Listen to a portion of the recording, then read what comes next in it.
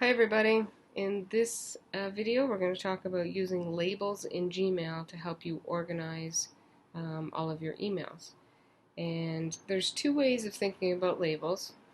Really what labels are is it's a way to tag your emails so that you can find them later by looking up that tag, kind of the way hashtags work. And you can also think of labels as folders, as a way to move content from your inbox into folders so that you can access them easily at another time. So the first thing is, where are my labels and exactly what is a label? So a label, as I just said, is a way for you to organize your email.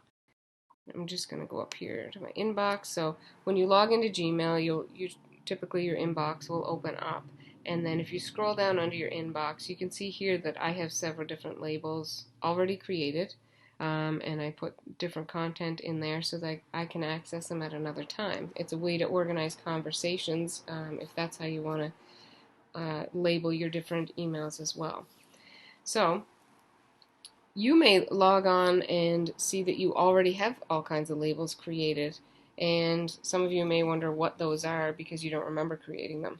When we merged from the two email accounts, Outlook to Gmail, a couple years back, in Outlook we had a cabinet and we had folders within that cabinet. All of your folders were imported into Gmail and they should show up here as labels. So you may have some stuff already created in there. You may still need it and keep it there, and that's fine. But if you come across a label that you don't think you really need anymore and you want to streamline some things and really cut down some of the content that's here in your Gmail, there's a really easy way to do that. So let's say I want to go over here and I'm going to look at this iPad damage letters, and I see that, oh, I don't have anything in here, so I'm just going to get rid of that label because I'm not really using it for anything anymore. So to get rid of the label, all I do is hover over these three dots, which are always your best friend in any Google product, click on it, and then I scroll down to near the bottom and just say remove label. It'll ask me again just to double check, make sure I want to do that.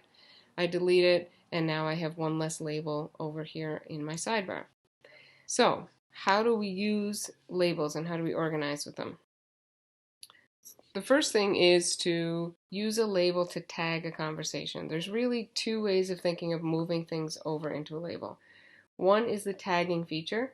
If you tag it with a label, you can search by that label and you can find those conversations within the label. And then there's a move it to the label, and that actually takes it out of your inbox into the label, and I'll go over that in just a minute. So let's say, for example, I've been having all kinds of communication with students, and I want to move my conversations with students into a student communication folder so that I can go back in and verify and double check when I have some time, just to make sure that if I need to follow through on some of those conversations, I'm doing that. So here I have a conversation between me and Gus Lappin about his Google Classroom and some issues he was having with it. So I want to move this into a student communication folder or tag it with a student communication label. I open up the email and then I go up here to the label button, click on that, and I don't already have a label called student communication, so I'm going to create a new one.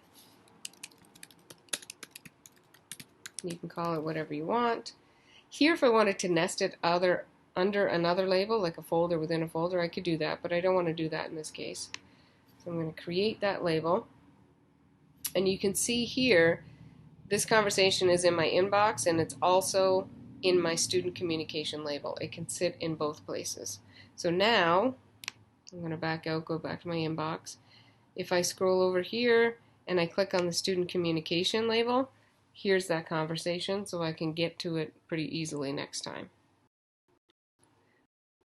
But let's talk about the difference again between a label and moving something into a folder. So I labeled that conversation with Gus as student communication. We saw that it was in that label.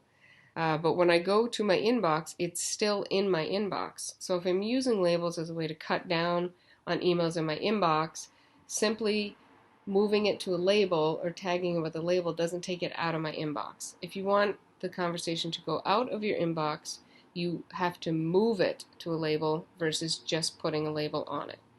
So I'm going to click on this again. We see here that it does have the label student communication. I'm going to click on it, and this is the move folder. So the difference again between move to and labeling it is if you label it, it will put it in this label folder over here. It will tag it as a student communication conversation.